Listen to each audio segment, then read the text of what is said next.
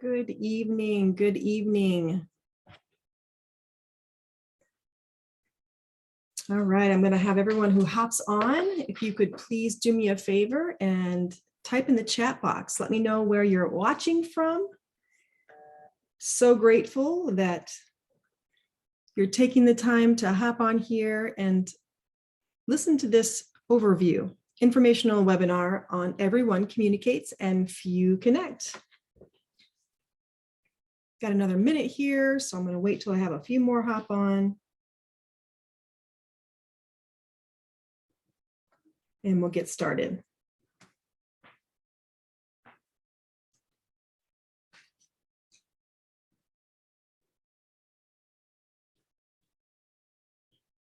Let me know any of you who have listened to any webinar and training on anything John Maxwell, even outside of Everyone Communicates and Few Connect. Lots of people have heard different trainings like the 15 Invaluable Laws of Growth, maybe the 21 Irrefutable Laws of Leadership, from an author who has written so many books, over 100 books and millions of copies sold. One of the main reasons why he's one of my favorite mentors ever, and why we at Genesis Coaching and Consulting Group have decided to join his team and become a John Maxwell team member. Hello, hey Lisa and Tom. Lisa from Gulf Shores, Alabama, and Tom from Cedar Rapids, Iowa. So happy to have you guys here with me. We're going to go ahead and kick this off, and this will be recorded and posted on our website for in case anybody wants to share it or wants to re-listen to this overview of Everyone Communicates and Few Connect. Nancy Lane from Phoenix, hello. So I have a question for you before we kick this off. Do me a favor, and in the chat box, I would love to know if you had to rate your own skills as a communicator, whether it's in a marriage, in a home, at work, wherever it might be, rate yourself on a scale of 1 to 10 on whether or not you are a communicator who connects with your audience, with people, with friends, whoever that might be. Because we're going to go back and look at these at the end and see if there's anything you picked up from this overview that you could apply to your life tomorrow. So go ahead, and I'm going to give you about 10 seconds to comment in here. On a scale of 1 to 10, are you a communicator who connects with your audience? That would be a 10 or anywhere in between. And 1 means you absolutely are not a communicator and you're just going to, or a connector, and you're just going to go ahead and confess that right now.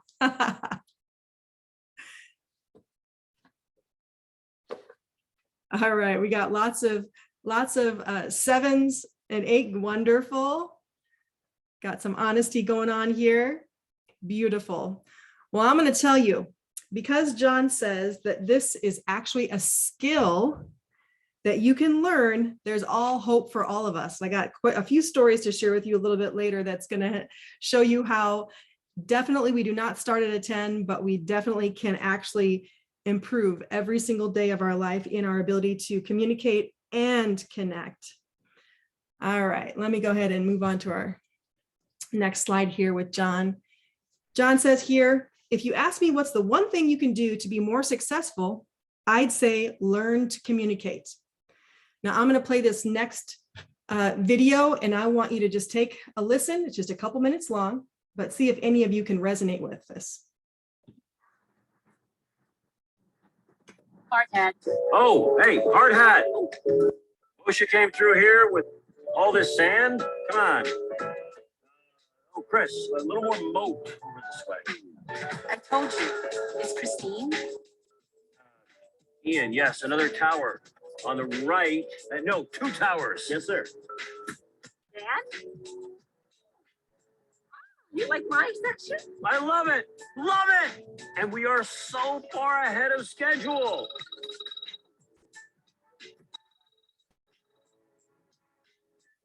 Hello, Dan, go. Yes, sir. Well, it's going great. I've expanded the footprint. I've widened the moat. It'll be ready for water sometime this afternoon. I'll be adding it before you even get here. I've got 2 new towers going on the north side. And yes, sir. I'd be glad to show you around this afternoon at, okay. I'm looking forward to it. We'll see you this afternoon. I added the towers. I added the moat. What are we? Chopped liver? I'm vegan. Chopped legumes? Well, I, as in we, us, the team, all of us.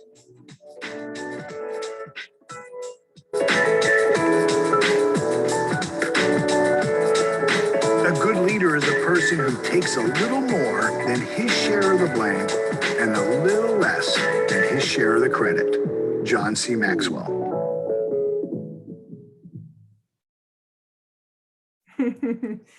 All right, I want to hear it. Who has ever, oops, sorry about that. Who has ever worked with someone that sounded a little bit like that gentleman on his ability or inability to communicate with his team? Oh boy, I'm pretty sure I've worked for several of those kinds of bosses, and I'm telling you that there was no connection going on in that department. I can see that lots of comments in here that most of us probably have. And so also I want to ask you, in this new world of so much virtual, I'm sure that this book was written before pre-COVID. It's even more of a necessity for us to prepare and understand how to communicate even in a virtual environment, kind of like what we're on right now. Participation, hearing people's input, those kinds of things. It's much more difficult to connect with people when you actually don't have them in the room with you.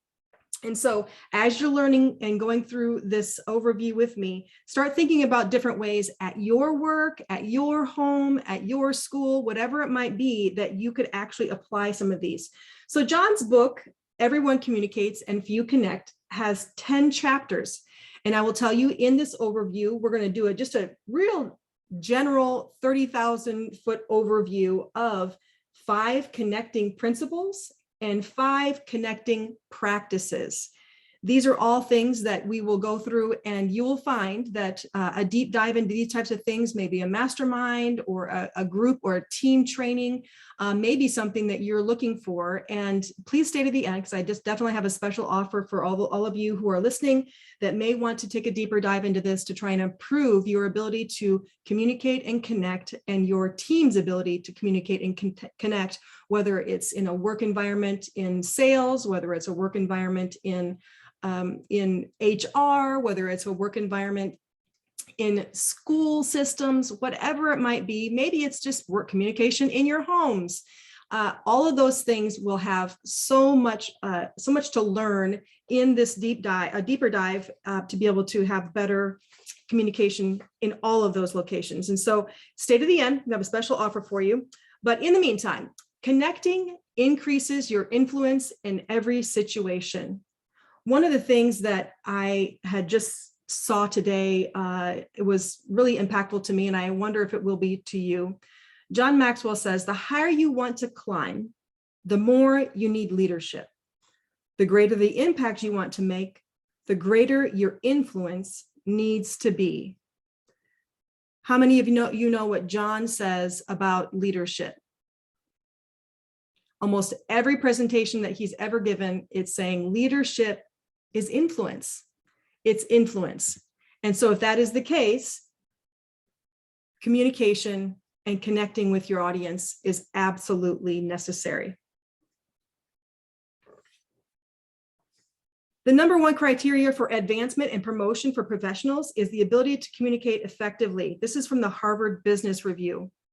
I thought that this was really impactful. One of the principles is that connecting increases your influence in every situation. It completely ties together with John's message about leadership, meaning it's literally influence. If you are a good communicator, you will have more influence, and therefore your leadership will be that much better. I have a question for you. When you are communicating with your teams, when you're communicating with your family, when you're communicating with friends, do you ever find yourself asking your teams to do something without ever understanding what their either opinion, their professional opinion, I don't just mean, some wishy-washy emotional opinion, but literally professional opinion, asking them how to actually navigate what it is that you're looking to achieve at your workplace. My example for me is honestly in corporate healthcare, which is where I worked for the first 20 years of my career. And I've been doing all of this for the last 10 years, but the first 20 years was in corporate healthcare. And one of the things that was the biggest struggle that we found, and now looking back, it's even more clear, is that we had a lot of management and bosses and owners who, instead of connecting with their teams and understanding their values, their beliefs, and how they actually can excel at their department and what their team was meant to do, is that they would come and tell us what to do, but we never actually had input on how we were going to get from where we were to where they wanted us to go. And in fact, one of the things specifically was in healthcare, we talk a lot about productivity. And in different professions have productivity based on monetary values, and some people have productivity based on just a percentage of the time that you're actually in the office or treating patients and those kinds of things. All comes down to finances, of course. And they changed the requirements of just be 90% productive. No, specifics about asking questions about how can we be more productive, but just telling it. And I don't know if you all have that in your work, or you can think of somebody in the back of your mind who would just come and talk at you and never talk with you. So there was never any kind of didactic conversation, but that was, oh my goodness, that was so much the rule in corporate healthcare back in those days. And so now, as I learn more and more about leadership and communication and connecting with people in order to maximize productivity, in order to maximize your ability to be able to help your teams be productive, I just shake my head thinking, why did we not know this back then, right? And so if any of you can resonate with that, just give me a shout out in the comments, because I want to know that I am not alone. Honestly, if this is true at work, it's also true at home. It's true in relationships. We need people. We can't do anything in today's world. We need to be able to connect and influence other people to succeed. And that being the case, who in your life would you love? Who are you thinking in the back of your mind right now? This person needs to hear this conversation, because I will tell you, as I was studying it myself, that I had lots of people in the back of my mind, and therefore it was very convicting, because I said that means even more that I need to be looking in the mirror also, because all of us can actually do very well by just leading by example. All right, let's move on here. 5 skills and qualities of successful U.S. presidents. This is really an amazing discussion in John's book, really about making things about others. Now, these successful presidents, according to historian Robert Dallek, he said that successful presidents exhibit 5 skills and qualities that enable them to achieve things that others don't.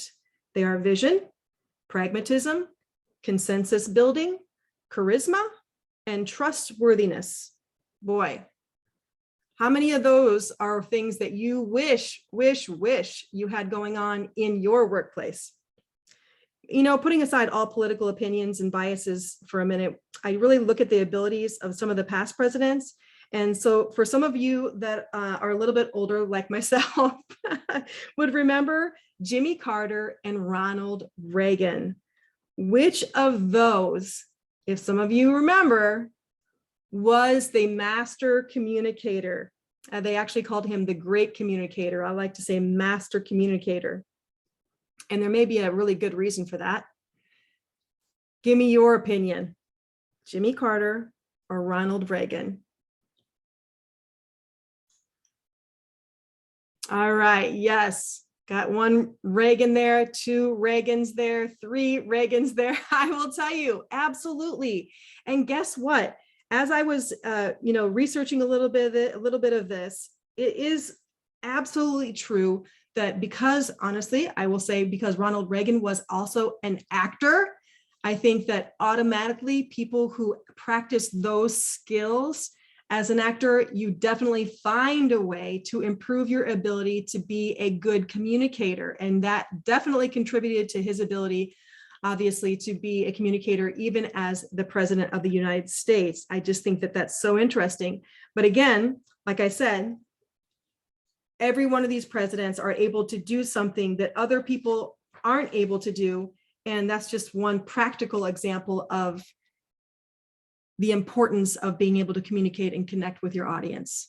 And naturally, in that type of work environment with politics, if you don't connect, you're going to have an awfully hard time continuing on in that profession. Next, connecting is the ability to identify with people and relate to them in a way that increases your influence with them. Kind of just right along that quote that I gave you at the beginning of the presentation is really identifying with people and relating to them. One of the really cool examples that I had of this is I went to an HR event and training event at the local university just to learn more about, the profession, learn more about where their focus was in this year, 2021. And one of the things that was really, really intriguing to me, and it should be just common sense, but it just struck me that day, is that in the HR environment, in the conversations that they were having, I can tell that in that profession, they had pivoted, they have a high level of interpersonal intelligence. They talked about things like interviews and giving their interviewees an incredible experience at the interview, but not just at the interview, also at their hire. And so one of the things that they did was during the interview process is they sat across the table from the interviewee and they had conversations, real life conversations, not just digging right into, what's the worst experience you've had in your work environment that got you fired in your life? I mean, not any kind of, questions that would set them off or make them upset. I mean, they literally ask questions like, how many children do you have? What's your favorite hobbies? What's your favorite type of work environment? What's your favorite type of celebration of your work? They were asking questions that were truly, truly connecting with their interviewees, that made them at ease, that made them feel that that they would love to work for a company like this. In the opposite of that, they talked about some of the nightmares they had of people that were interviewed. And in this day and age, everyone's looking to find somebody that they can hire, but not just hire, but to retain. And so they talked a lot about when you hire a staff person, employee for that environment, how do you bring them into the company? How do you onboard them? How do you help them have a fantastic experience that first couple weeks? How can you connect them with someone else in that department so they can actually have a mentor while they're getting started?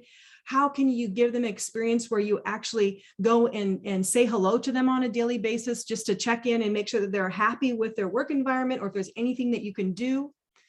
Guys, how many of you, just hearing about that kind of hiring process and the treatment that they're giving the people that they actually do hire, would say that they probably have a really high likelihood of being able to maintain those employees versus the ones that they hire, they throw them into the position, and they never connect with anyone else after that first day? I sat there and I was listening, and I just shook my head and I thought, my goodness, I want to take this to every single hospital, nursing home, home health agency ever, to be able to help them understand that this is not just about an interview process. This is about a hiring and creating a work environment that people feel appreciated and listened to. Exactly, Lisa Cohn. Yes, onboarding is critical, Nancy. It's absolutely necessary for anyone to have retention.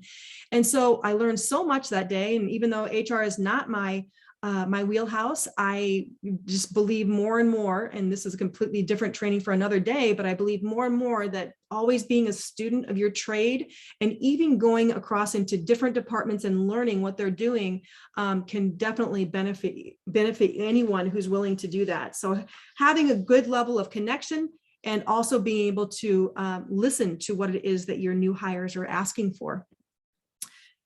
What do you do when everyone you're leading and speaking to has different values, beliefs, or ideas? Well, my goodness, how many of you guys think that you have one person in your department or in your home for that matter, who has the same ideas and beliefs and values as you? Very unlikely. Everyone, they may have some same ideas that you do, but definitely they're not going to have all three things that exactly align. And so therefore, effective communication, meaning connection and asking a whole lot more questions than we typically do, as opposed to making demands, is going to be a much more effective and impactful way to be able to lead and influence your teams. Can I get an amen? I will tell you that one of the tools that we use at Genesis Coaching and Consulting Group is called the Leadership Value Cards. And I will say that using this process during a coaching session, using this process during a lunch and learn, it's literally a deck of cards that each of the individuals are flipping the cards, and they're all about their values. What is the most important thing to them? Initially, they're just having two piles and flipping the cards and saying, this is important, this is not important, this is important, this is not important. And then they're going to actually go through the deck of cards that is all the things that they felt that they were important. And they're going to go through and literally order those in order of the highest value that they have in their life. And guess what that does, guys? That is something that is so powerful and impactful because it creates communication between yourself and your teammates so that you all can recognize what is value, what's the most important value to them. And when you can do that, that person feels heard, they feel listened to, they feel that you understand what their values are. And some of those examples are, status, integrity, and effectiveness, achievement, simplicity. My goodness, I could go on, but there's so many things in here that one thing that you find very valuable, you may find is not valuable to your teammates or your boss or your spouse for that matter, or maybe even you do this with your kids. It's important for that type of communication if you want to have a strong influence on the people that you want to lead. And so again, that's another conversation for another day. But again, those are types of important things for us to be aware of when we are leading other people. All right, leadership is all about others. Again, another one of those sections from John's book, Everyone Communicates, Few Connect. Leadership is all about others. And so is the connecting is impactful to that leadership, as we just discussed, because if you're not connecting, then you don't have influence. And if you don't have influence, you're definitely not leading anyone. So normally, when we talk to people in organizations, we talk about how most people are hired and get leadership positions based on technical things, technical assessment, right? The best technician gets promoted to lead the team. The problem is leadership and technical skills are two totally different skills. How many of you in your workplace or in your past workplace felt that a person who was chosen for a leadership role, you did not agree with that promotion? Give me an I, AYE, give me an I in the comments if you have ever experienced someone getting a promotion over maybe yourself or someone else that you felt was really could have been better at that role in a leadership role, but because they had better technical skills, they were chosen for that role. Because unfortunately, even owners of companies, even CEOs and owners of companies or top leaders may not recognize the importance of a person's ability to connect with the people that they're leading. Again, contributing to the fact that they don't know their values, they don't know their beliefs. All of those things are contributing to that. And I think, yes, all of us can actually be able to, oh yeah, Lisa, or they may be a yes person. You're right. They may be a yes person, which again, sometimes does not turn out all that well as far as their level and ability to be able to lead and influence people into following along and making the necessary decisions. All right. Next, individual versus team productivity. Now, there's a lot to say in this slide, and I just want to just cover just a little bit. I can't take too much time tonight, but you know, the leader, it basically is showing the leader who the leader who can't connect works harder themselves. Think about your past jobs. Think about your current positions, your current family communications, your current, my goodness, even sports teams. Look what happens graphically when a leader cannot connect. The leader works 20% harder, or maybe even 30%. And what does that do overall on the effort of the team? The team doesn't go up very much at all, right? Makes a big difference. The big difference for this leader, for families. I think that if we actually recognize the importance of being able to influence and actually connect with our teams, that think about this, guys. If you're working in an environment with lots of people who are contributing and you are connecting with those teammates at your current positions, and you're able to get them to contribute even 10% more each, imagine, well, number one, it's a lot less work for yourself as a leader. But if you're able to connect with them and even to get them to a point of contributing 10% more towards the team's goals, it is just incredible, exponential, synergistic results. And, you know, honestly, that's applicable to, you know, for-profit organizations, not-for-profit organizations. You know, at our local church, we talk about this a lot, that, you know, 10% of the people do 90% of the work. And we always imagine, my goodness, what if we could just get, you know, 10 more people who wanted to contribute to whatever needed to be done. So think about this. It's not just for like companies and sales companies and it's for not-for-profits, for churches, for all those types of things, abilities to be able to connect and help your teams be more productive. It all matters. All right, let me go ahead, and I know there's a couple more notes I had here that I wanted to talk about, but I know I want to also value your time. We're already at 7:27 here. So next slide. Connecting is more of a skill than a natural talent. How many of you guys have met people at your workplaces that that you felt like, you know what, they are just naturally a good communicator? How many of you have experienced that in your workplace where you're like, gosh, I just, you know, they look at you, they make eye contact, they are asking for input. They know that I have, you know, 2 kids and one of them is in college and one of them still in, they know these things about me. They know these things about you. How did that make you feel? Did it make you feel like you wanted to follow their leadership, or did it make you feel like you wanted a new leader? Of course, you want to follow a person like that. But how many of us have had people that knew nothing about us, talked at us, and never made eye contact? I'm laughing because it's so true that no one, you know, looks forward to having them walking into the department and telling us what to do, right?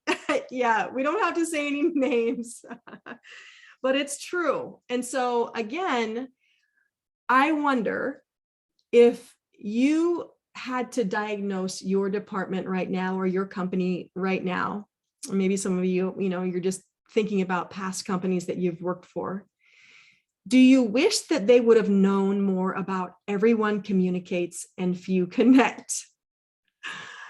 How about a deep dive in everyone communicates and few connect? Yeah. I'm thinking either I have a strong recommendation for so many places that I have actually contributed to. It's a good thing to think about. All great speakers were bad speakers at first. Ralph Waldo Emerson. Love that. And that's absolutely one of the things that I have found. Maybe some of you speak at your work, whether it's a team huddle, or maybe it's, one of your large corporate events, or maybe it's at, a church or somewhere you volunteer. Speaking is a whole different animal, because you are also trying to not only share valuable information, but you're attempting your very best to be connected with your audience. And I will tell you my very first experience, and in fact, you guys probably know this, but most people would rather be dead than to actually have to stand up in front of a classroom and give a speech, right? But those people who choose that, and that's their responsibility in the workplace, they actually, the first time I did this, I think I almost, number one, I couldn't speak because I was, needed to constantly be having a drink because I was so nervous. And it was all about me. Will I be able to remember the information that I am trying to provide these people, and not anything about the audience and the energy that I was hoping to get back from that audience based on interactions and connection? And so I'll tell you, the very first speaking engagement that I had, of course, it was just a small group, and yet I was just like sick to my stomach. And I will look back now and I think to myself, my gosh, I didn't even ask one question. I didn't, make eye contact. I kept looking at my notes. I kept, of course, my hands were shaking and all those things were happening. And you just get lost in what people are thinking about you, right? And, or maybe that's just me, or does anybody else know what I'm talking about? But then I realize now, as I go and speak with different audience, it doesn't matter whether it's thousands of people or whether it's just, a handful of people in a room, my most valuable contribution to them is really to get their feedback, get their energy. It drives me. I love sharing information, and I wanted to make it as entertaining as possible and yet impactful as possible. That's one thing. Again, John is just referring here that it's a skill that you can hone. It's a skill that you can practice. It's a skill that you actually can improve. But like Ralph says here, and John Maxwell said it to me himself as we were sitting in his home in West Palm Beach, he said the very first place that he spoke to was 3 people at the Rotary Club in his small town. And he said, I was so nervous. And I thought, why would they even sit here and want to listen to me? I was terrible. And yet now he speaks to millions of people every year. And he says, that Rotary Club gave me a cane, a wooden cane, and it said on it Rotary Club, and it dated it. I keep it by my front door, he said, so I can remind myself that I had to be terrible before I was bad, and bad before I was good, right? And so that is the truth with all of us, whether we're at our workplace, we're speaking to teams. Guys, one of the most important skills that we can practice is connection with our audience. 5 factors for connecting: relationships, insight, success, ability, and sacrifice. Oh my gosh, I can't go into all the details about this, but again, this is something you'll want to take a deep dive into as you read the book yourself. The first is relationships. And honestly, this is where you have people that you're communicating with and you're trying to gain credibility with an individual or a group. And you know what? Sometimes we have to borrow this credibility from someone else. Someone had to introduce you. This is definitely the sales world. If you have a warm call versus a cold call, it's because someone introduced you, borrowing their credibility to just say, Nancy sent me to be able to speak to you and show you what we have to offer, borrowing that credibility because they already have the relationship. Next is insight, what you know. If you share an area of expertise generously with others, you give people reasons to respect you and develop a sense of connection with you. Honestly, each of us, as we are out in the workforce, we're all, whether we're working in sales, again, it doesn't matter what kind of environment that we're working in, we're always getting better at our skills. And once we do have that, we definitely, gain respect of other people. If we do things with excellence and we do them well, and that's just kind of common sense. Success. Oh my goodness. People all want to be around people who are already successful and can show them what it was they did to gain that success. Unfortunately, in this day and age, in the fast food world, fast food, fast cars, fast, success, all those kinds of things. All of those things take time. On our recent trip to Cancun for our company, that's usually, people see the beaches and they see the fun and things like that. But most of those trips are work. It's work trips because people want to talk to you about, what did you do to get where you are? What can I do? What if you could do something differently? Those are all important things that we share with other people because we do have the credibility in what it is that we're doing. Some of you who are on this call probably have been in your workplace for years, decades, some of you, and you've earned that ability to say, yes, I am credible, I have the expertise, and I can share it with you. Ability. It also allows you to be able to connect, excellence connects. I love this, is really honestly doing things in your workplace at a high level. And that makes other people want to be able to connect with you. These are all types of things that again, over time, even when students are coming out of college, these are all things, even though, yes, they've achieved their degree, but yet they come on the workforce and they won't learn from people like yourself, Lisa and Jeff and Nancy and Tom. I love that. And of course, this example that John's given us about thinking about Michael Jordan, my goodness, he made more money from endorsements than he ever did playing basketball. Why is that? It's because of his abilities, right? I'm thinking that every single one of us probably, if Nike just knew us, they would give us an endorsement, right? Oh, lastly, sacrifice. How have you lived? If you've made sacrifices, suffered tragedy, or overcome painful obstacles, you all know probably on this call that most people will resonate with our, hardships, our struggles more than they'll ever resonate with those victories. Because if they can see again that you are on a level playing field, that you actually understand where they're at, you're in common ground, and we're going to talk a little bit more about that. That is how people actually will resonate and connect with you even more than talking about your mountaintop experiences. Oops, I forgot to push these. Yeah, they want to know that you're like them. Exactly, Lisa. Human. All right, there may be no single thing more important in our efforts to achieve meaningful work and fulfilling relationships than to learn to practice the art of communication. Max Dupree. I actually thought that was spelled differently when I first saw his name. Honestly, I love this, and it kind of resonates, goes back to that HR group that I went to go listen to and learn from, is just the meaningful work and the fulfilling relationships. If we had a better handle and more of that in the forefront of our minds, when we actually are in the beginning stages of a relationship with employees, and of course this can apply at home as well, but if we had that in the forefront of our mind, that meaningful work and fulfilling relationships, honestly, it can mean even more than even that bigger paycheck. This day and age, it might be, a tie.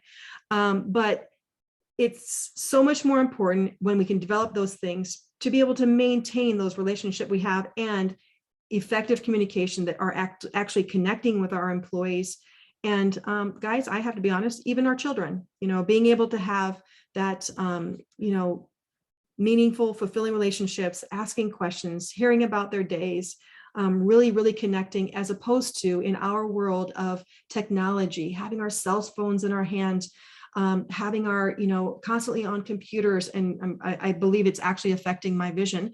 But when we can actually put those things away and really have eye-to-eye contact, real connectedness after school and when they come home. How many of you know what I'm talking about? My goodness, these kids that are so over-connected and undercommitted to relationships, these are the things that they can learn straight from home about the importance of connection and not just staring at our phones and having conversations passing through the night.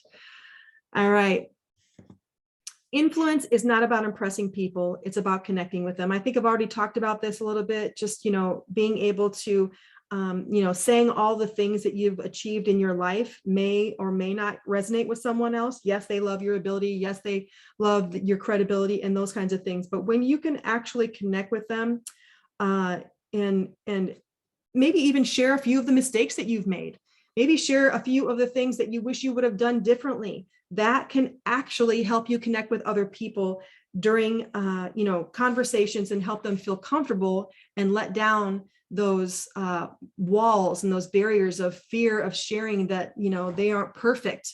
If you will just be the first one, just like Trudy said here, be the example and help them to see that we're just like them.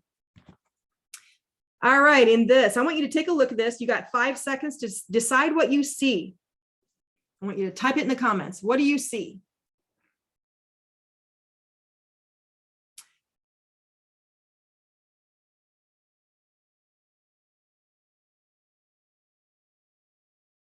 All right, 5 seconds up.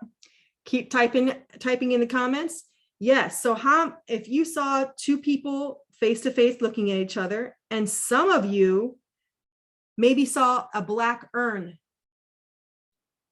I definitely saw the two faces facing each other, like in conversation, but as they make this comment of the black urn, then you actually can see that. I actually thought maybe not black urn. I just was thinking like a chess piece or something like that.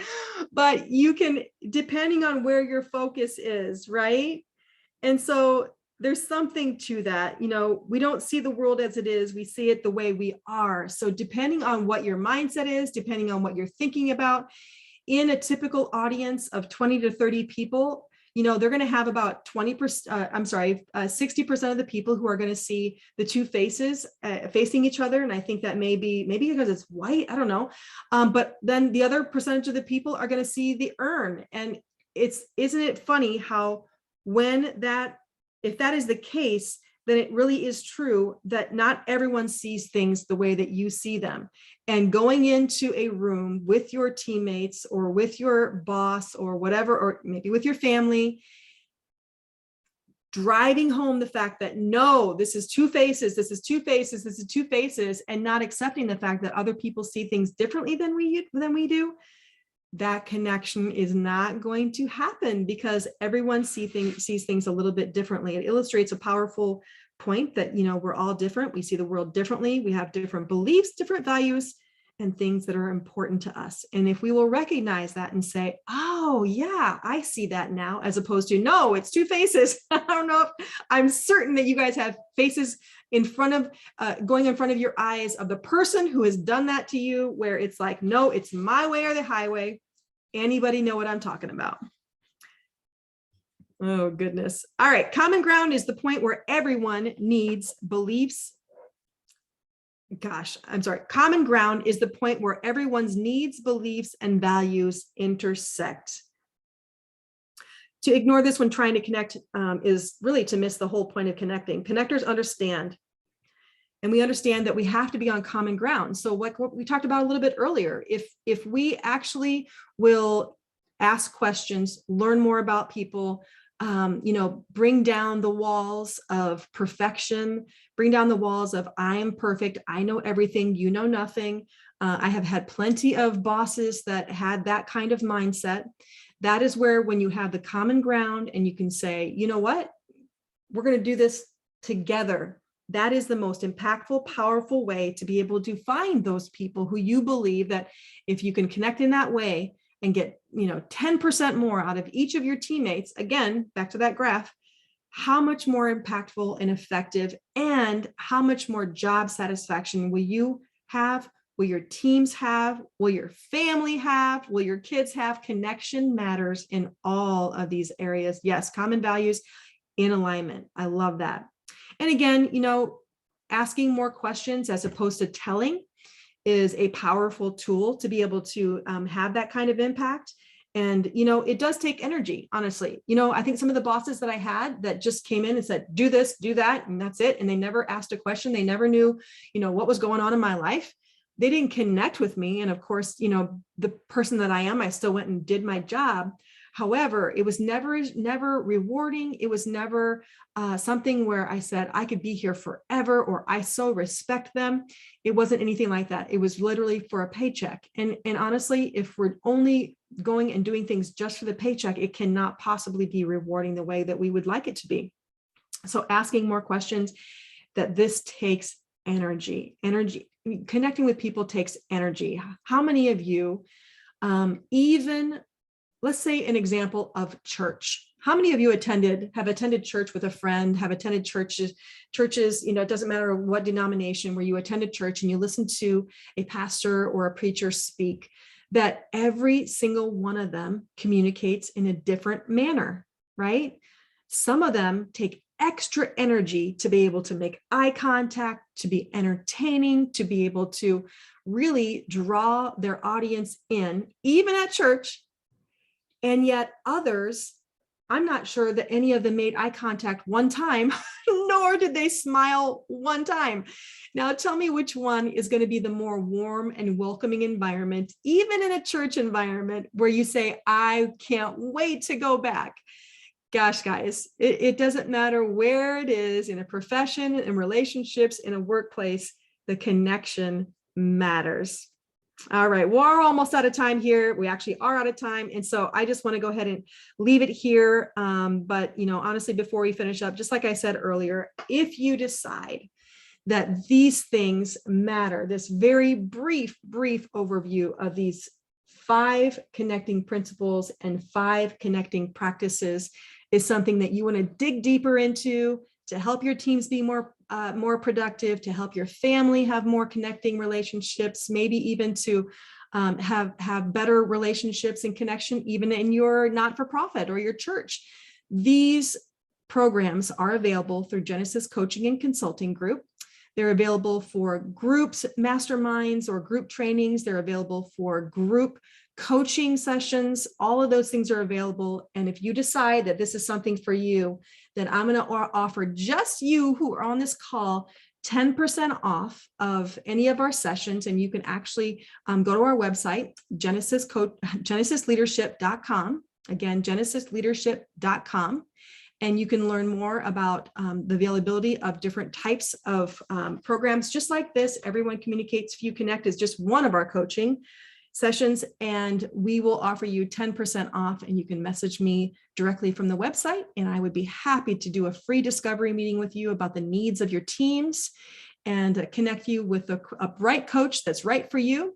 And we just are grateful that you spent some time with us tonight. So I hope that you found some value here, and we appreciate you. God bless you, and have a great night.